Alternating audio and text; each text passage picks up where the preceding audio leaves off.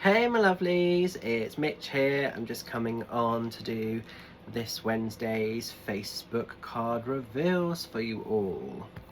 So, if you were drawn to card number 1, we're going into the energies of the sun. Try and bring this in close. I really love this deck, not just because I created it, but it's just the artwork is really cool. So the sun is all about positivity, happiness, better times are coming in.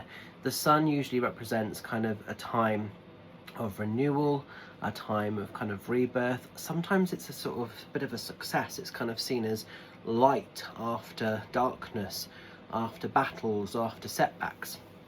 So if you're kind of being drawn to card 1 and you're not feeling the energy of the sun at the moment, if things are not feeling happy and positive and, you know, high vibe, if you're feeling quite the opposite, know and trust a change is on the horizon. Something of better quality is about to come into your world.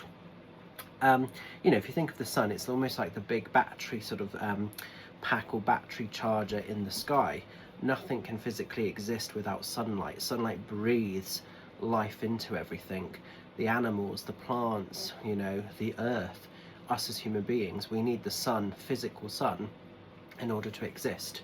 So it is wanting to sort of replenish and breathe new life, new energy into something. So if you feel like you've been withering or feel a little bit kind of, you know, exhausted or a bit numb to the world, there's a shake-up, a positive shake-up coming. Sometimes the sun is a time for gratitude as well. So yes, life is a journey, life is a work in progress, and things are not always perfect, but sometimes even when things are a bit chaotic or a bit of a mess externally, I find sometimes the sun is wanting us to keep perspective. So it's almost like, don't drop the ball on your world. You know, yes, there might be stuff you're still attending to or wanting to sort out or wanting to put back in order, but look at the value, look at the beauty, because I think for all of us, we are rich, we are, you know, actually so much more blessed and so much more lucky than we acknowledge. But I think sometimes we let like life situations bog us down, and that's not to take away from what those things are, because sometimes they are heavy, they are traumatic, they are quite exhausting, but sometimes we're still rich beyond our wildest dreams, even if things are a work in progress, you know. I mean, I use the example a lot of my current house. I'm in rented, I'm waiting for some money, and then hopefully once that's sorted, I'll be able to buy somewhere. And I'm longing for that time when I can sort of own my own property. But it doesn't mean that anything is bad. Things are a work in progress. I'm literally surrounded by boxes because I haven't bothered unpacking a lot of my stuff. And it's frustrating to work in chaos, but I don't want to get too settled. I don't want to get too comfortable here, because I know I will be moving again at some point, you know. But I still have many gifts, many blessings, many beautiful experiences beyond the chaos, beyond, you know, that sort of journey, if you like. And I suppose what the sun is really reminding you guys is, see the beauty, see the magic, see the love, see the gratitude of what still exists within your world, however it shows up, wherever it comes from, whether it's in job security, whether it's in connections with friends, family members, you know, loved ones. And it can be loved ones here on earth as well as loved ones in the spirit world. There can be all those elements to this, you know. But I think sometimes as people, we strip away the happiness, we deny ourselves permission sometimes to be at peace because of all this junk that sometimes we're putting upon ourselves, and it's these life pressures. Sorry, my hair looks really awful today, but be blessed the fact I've got some hair at 40 years old. A lot of people don't. My husband is an example. Gotta keep perspective, haven't we? But no, I'm getting it cut tomorrow, and thank God, because it's looking absolutely bloody awful. That's a side note. Okay, so as we're moving into card number 2, we're going into the energy of the 9 of Leads. 9 of Leads in this deck is the equivalent to the 9 of Swords in more conventional tarot. I love this little dog because this little dog's face just cracks me up every time. 9 of Leads, that dog looks really pissed off actually. And 9 of Leads is just that, you know, if you've been drawn to this card, maybe you've had the winter blues or the January blues, maybe things have just felt a little bit heavy, a little bit overwhelming. Maybe you have been struggling in terms of colds, flus, bugs. Maybe there's been some illness going on. Maybe you've just felt really kind of let down by people, circumstances or situations, and it's just maybe feeling quite a heavy time. Maybe you are feeling a little bit overwhelmed, maybe you are feeling a little bit depressed. Perhaps you are just needing to stop and pause. Maybe you are having to have a lot of nana naps and just, you know, almost, it's a bit like wanting to just throw the kind of duvet over us and escape from life and sort of just wait for this phase to pass. So maybe some of you guys are just feeling a little bit vulnerable.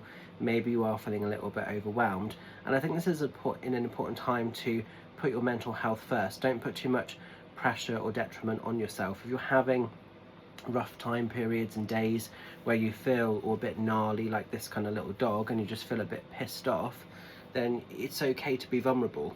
The important thing is not to stay stuck in this. So you can't accept this for your world forever, but you can be in this for a while and just, you know, acknowledge it, appreciate it and work through it to come back out the other side. So maybe some of you are just feeling a little bit vulnerable this week, and it's okay to have that rest and recovery a little bit, you know.